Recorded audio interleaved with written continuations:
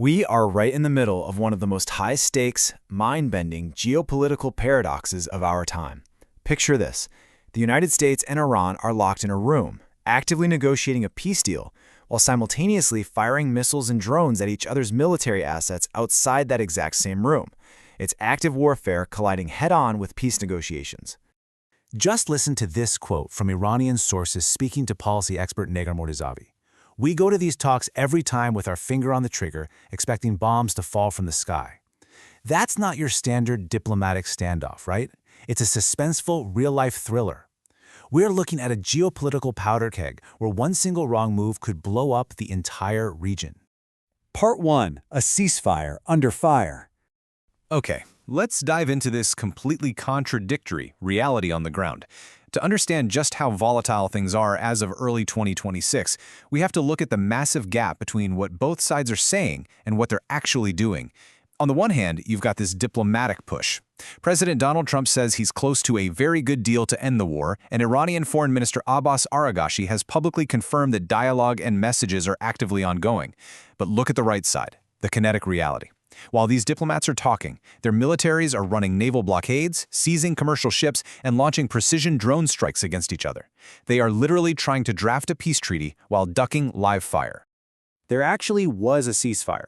Officially, it was supposed to kick in on April 8th, but, well, the ink was barely dry before the whole agreement shattered. And it didn't take months or even weeks for the violence to resume.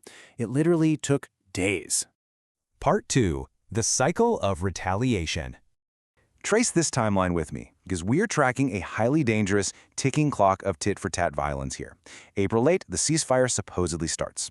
Fast forward just 2 days to April 10th, and Kuwait reports drones buzzing into its airspace. Jump to April 20th, U.S. forces capture an Iranian container ship, calling it a maritime necessity, which Iran immediately blasts as an act of piracy. Just 2 days after that, Iran's Islamic Revolutionary Guard Corps swoops in and captures 2 foreign container vessels in the Strait. And by May 28th, the U.S. is launching strikes on a ground control station in Bandar Abbas. It's this rapid, escalating drumbeat of conflict on the water and in the air. To really grasp how mechanical and almost reflexive this has become, just look at the terrifying machinery of retaliation from one single weekend. Step 1. Iran shoots down a U.S. MQ-1 drone operating over international waters. Step 2. U.S. Central Command instantly responds, taking out Iranian radar and drone sites in Gorak and the island of Keshem. Step 3. The IRGC fires right back, slamming a U.S. airbase in the Gulf region. It's an immediate chain reaction. It's like this deadly algorithm just playing out in real time. And you know what? The collateral damage isn't just staying between the U.S. and Iran anymore. We're seeing some serious regional spillover. Kuwait's air defenses are actively having to intercept incoming missiles and drones. Over in the United Arab Emirates, drones sparked a massive fire at an oil refinery in Fujairah. And up in northern Iraq, Iranian missiles have been repeatedly pounding bases that belong to Iranian Kurdish opposition groups. So what started as a localized dispute is rapidly metastasizing into a massive multi-nation crisis. Part 3. The ultimate choke point. Now, I want us to slow down for a second, because underneath all the drone strikes and the political posturing, there is a core leverage point here that changes everything. For decades, right, the whole world has been totally fixated on Iran's nuclear capabilities. But check out this quote from March 2025 by then U.S. Director of National Intelligence Tulsi Gabbard. She said, "Washington continues to assess that Iran is not building a nuclear weapon." Think about that. That assessment strongly suggests that the thing we all assume is the main threat, nuclear annihilation, might actually be a massive distraction from Iran's real everyday geopolitical leverage. So, if it's not a nuclear weapon, what exactly is their leverage?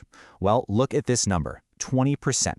I want you to take a second and really think about the sheer scale of what that figure represents globally. That 20%, that is the fraction of the entire world's oil and liquefied natural gas supply that flows right through the Strait of Hormuz.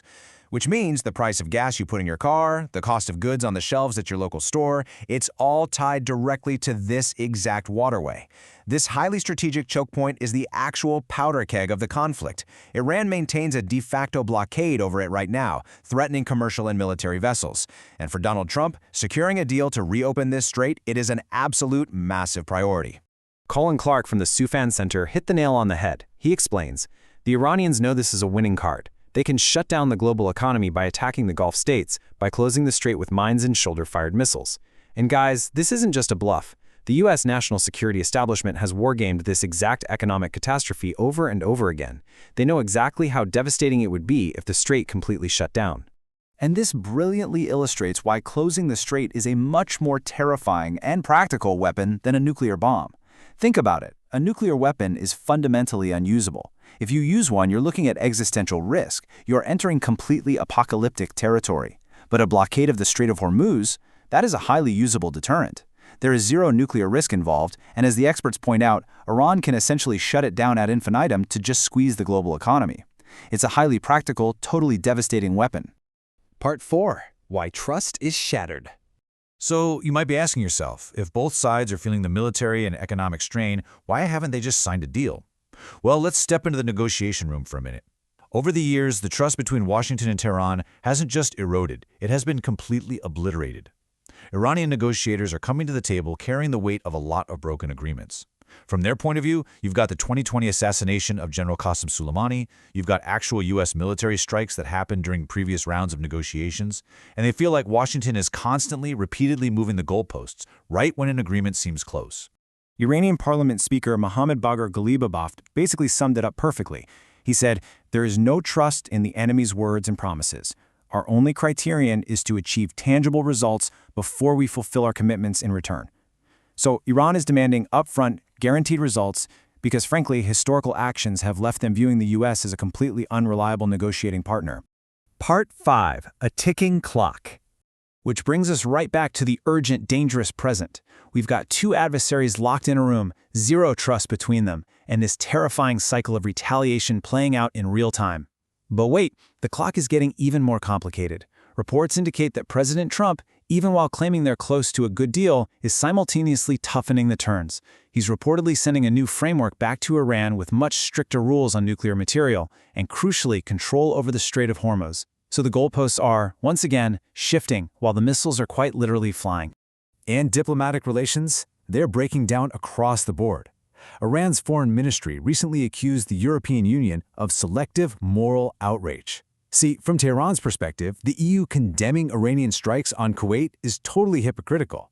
They argue they're just exercising their sovereign right to self-defense against U.S. aggression that's being launched from those neighboring bases. It's this massive knot of accusations and defensive postures that just makes any clear path to peace incredibly murky. Thank you for joining me for this explainer, but I want to leave you with this one final lingering question. With negotiators operating under the very real threat of falling bombs, with control of the global economy's most vital choke point hanging completely in the balance, and with absolutely zero trust between the key players, will a deal be reached before the breaking point, or will that finger on the trigger finally pull, plunging the entire region into a war that nobody can control? Keep your eyes closely on the strait, everyone, because the clock is still ticking.